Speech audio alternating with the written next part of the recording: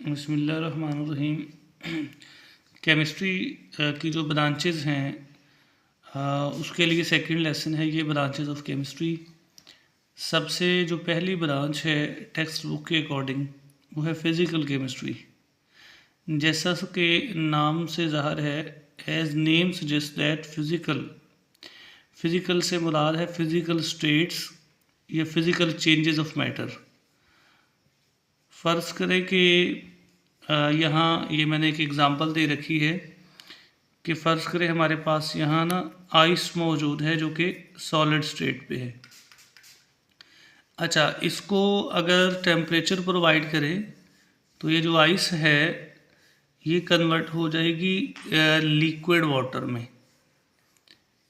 अब यहाँ सॉलिड से लिक्विड में जो चेंजेस आया है या सॉलिड से जो लिक्विड में तब्दीली आई है, this is called physical change. इसको कहते हैं फिज़िकल स्टेट्स का चेंज होना, इसको कहते हैं फेज चेंजेस। और दूसरी बात है फिज़िकल प्रॉपर्टीज़। जब पानी जो है वो सॉलिड हालत में था यानी आइस की हालत में था, तब उसकी प्रॉपर्टीज़ कुछ और थी, और जो ही वो लिक्विड स्टेट पे आ गया तो तब उसकी फ़िज़िकल प्रॉपर्टीज़ जो है ना वो कुछ और हो जाती हैं। At the state of solid and at the state of liquid what was the physical properties of water. इन तमाम बातों को एक्सप्लेन करने के लिए जो ब्रांच ऑफ केमिस्ट्री इस्तेमाल करते हैं वो है फ़िज़िकल केमिस्ट्री। सो डेफिनेशन ये बनेगी कि the study of physical changes of matter, जैसे लिक्विड से सॉलिड, सॉलिड से गैसेस, या सॉलिड से लिक्विड और लिक्विड से गैसेस, या गैस से लिक्विड और फिर लिक्विड से सॉलिड।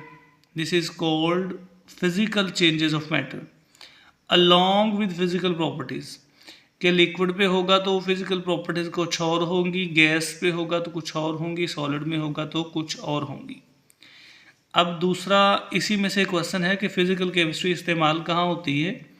तो फिज़िकल केमिस्ट्री का इस्तेमाल है कि ये हमें रेट ऑफ रिएक्शन के बारे में बताती है और आम तौर पे किसी रिएक्शन के लिए क्या कंडीशन प्रोवाइड करनी है इसके बारे में भी फ़िज़िकल केमिस्ट्री एक्सप्लेन करती है। मसलन एक रिएक्शन को टेक्स प्लेस होना है और एक रिएक्शन है तो उसके लिए टेम्परेचर क्या होगा, उसके लिए प्रेशर कितना प्रोवाइड करना है या कौन सा कैटलिस्ट लगाना है। These are called condition of reaction. तो किसी रिएक्शन की क्या कंडीशन होंगी इसके बारे में भी फ़िज़िकल केमिस्ट्री जो है वो एक्सप्लेन करती है। सो जो नेक्स्ट वन ब्रांच है वो है इनऑर्गेनिक केमिस्ट्री। इनऑर्गेनिक केमिस्ट्री में ये जो वर्ड इन है इसका मतलब होता है एब्सेंट। इस इन का मतलब है एब्सेंट, और जो वर्ड ऑर्गेनिक है ये ऑर्गेनिज्म से निकला है, तो इसका मतलब है ऐसे कंपाउंड या ऐसी केमिस्ट्री जो उन कंपाउंड्स और एलिमेंट्स के बारे में पढ़ती है जिनका लिविंग ऑर्गेनिज्म के साथ कोई ताल्लुक़ नहीं है, जिनका लिविंग ऑर्गेनिज्म के साथ कोई रिलेशन नहीं है।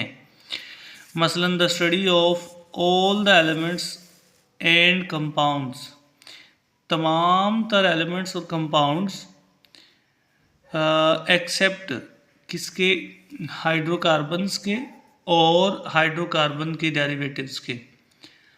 यानी इनऑर्गेनिक केमिस्ट्री के अंदर कायनात में पाए जाने वाले तमाम तर एलिमेंट्स और उनसे बनने वाले तमाम कंपाउंड्स के बारे में पढ़ा जाता है सिवाय हाइड्रोकार्बन्स के और हाइड्रोकार्बन्स के डेरिवेटिव्स के, क्योंकि इन दो चीज़ों के बारे में ऑर्गेनिक केमिस्ट्री में पढ़ा जाता है जो कि इसके बाद आने वाली ब्रांच है। अब इनऑर्गेनिक केमिस्ट्री कहाँ इस्तेमाल हो रही है।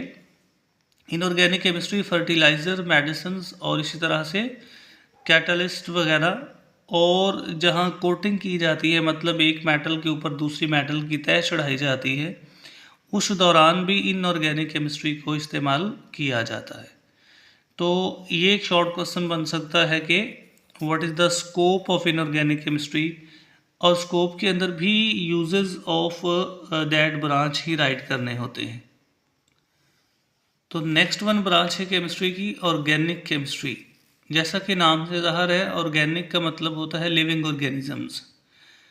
तो ये केमिस्ट्री ऑफ लाइफ भी कहलाती है और सबसे ज़्यादा जो वास्ट ब्रांच ऑफ केमिस्ट्री जिसमें सबसे ज़्यादा नॉलेज है केमिस्ट्री का, वो ऑर्गेनिक केमिस्ट्री है।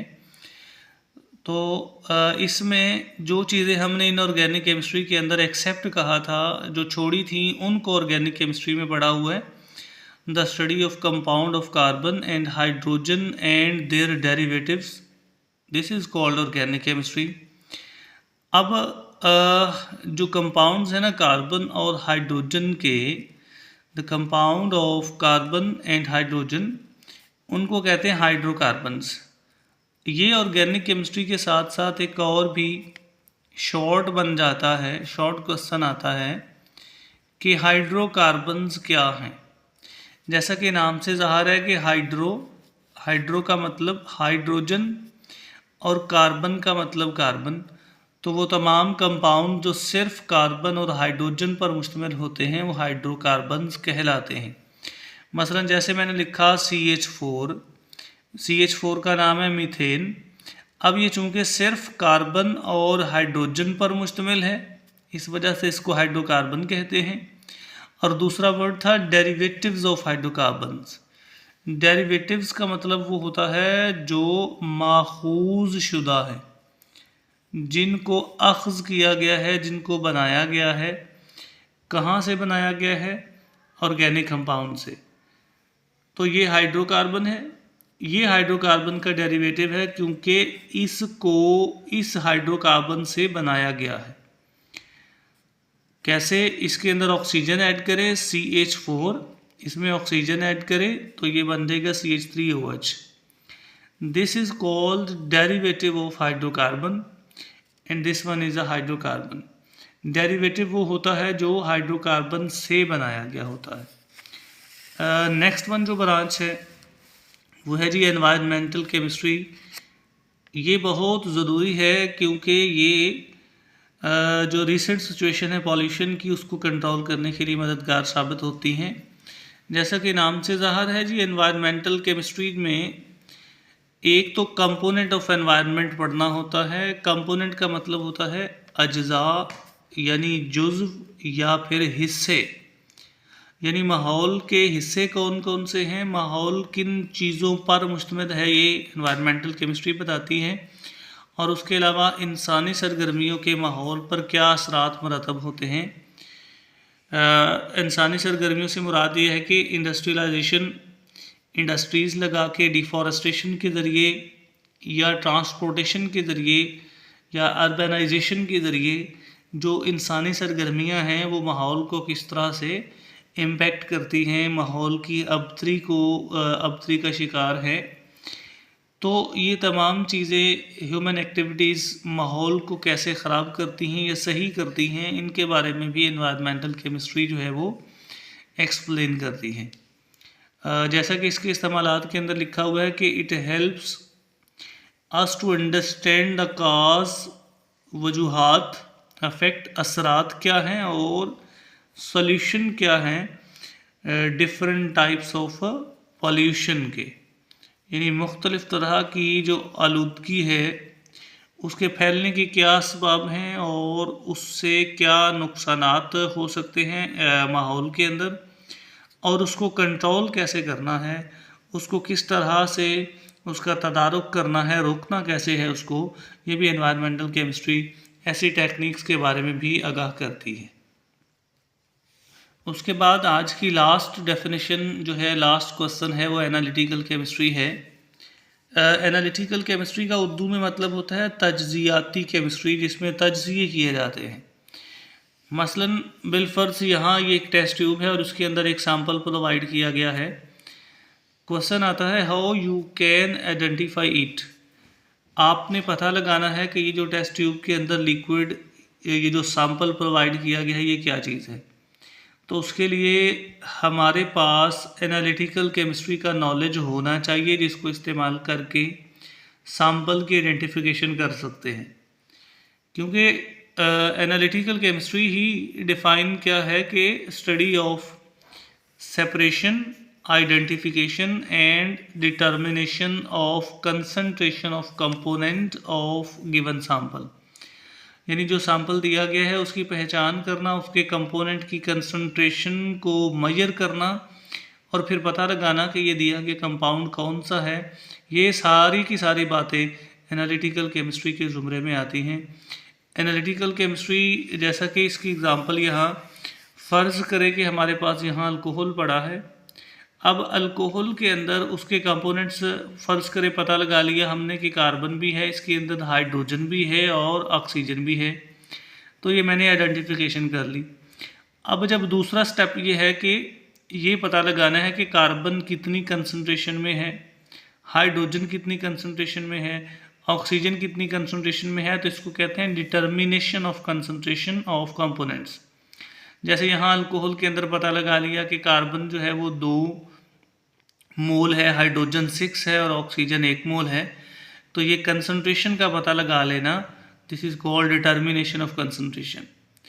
अब एनालिटिकल केमिस्ट्री इस्तेमाल कहाँ होती है, तो जितनी भी फोरेंसिक लैब्स हैं, फोरेंसिक साइंसेस हैं या फोरेंसिक लैब्स बनी हुई हैं, उन तमाम तर फोरेंसिक लैब्स के अंदर जितने भी बॉडी फ्लूइड के टेस्ट किए जाते हैं, बॉडी फ्लूइड के अंदर जिस तरह से ब्लड है या सीमन है या इस तरह से सलाइवा होता है, ये बॉडी फ्लूइड हैं। तो फोरेंसिक लैब के अंदर जो बॉडी फ्लूइड के जितने भी टेस्ट किए जाते हैं वो according to the tools and techniques of analytical chemistry होते हैं। अच्छा, अब आखिरी बात ये है कि ये जो 5 डेफिनेशंस हैं इनको इकट्ठा करके बोर्ड के अंदर एक लॉन्ग क्वेश्चन भी बन सकता है कि right a note on 5 branches of chemistry, जो कई मरतबा बोर्ड में आए। इंशाल्लाह नेक्स्ट बार जब हम पढ़ेंगे तो नेक्स्ट ब्रांचेस ऑफ केमिस्ट्री पढ़ेंगे। ठीक है, तब तक के लिए अल्लाह हाफिज़।